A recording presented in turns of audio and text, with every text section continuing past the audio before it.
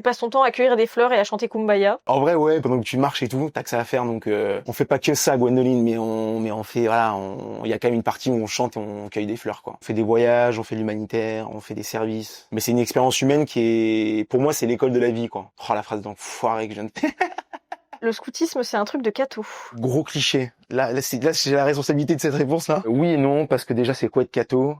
Si c'est être religieux, oui, le scoutisme, c'est un truc qui est religieux, mais en fonction de dans quel groupe t'es, c'est plus ou moins religieux. T'as les scouts de France, les scouts unitaires de France et les scouts d'Europe. Et entre les trois, disons qu'il y en a un, scout de France, c'est un peu moins catho que les scouts unitaires de France, par exemple. Et les scouts d'Europe, c'est assez strict. C'est un peu les clichés, ça. Je sais qu'au scout de France, il y avait plein de gens qui croyaient pas en Dieu et qui étaient au scout de France, quoi. Les parents mettaient les enfants pour vivre des moments avec des jeunes, etc.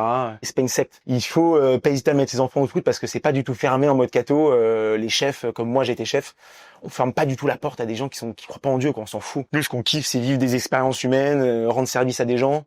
Est-ce que tu dois être catho pour rendre service à une communauté et faire un projet humanitaire?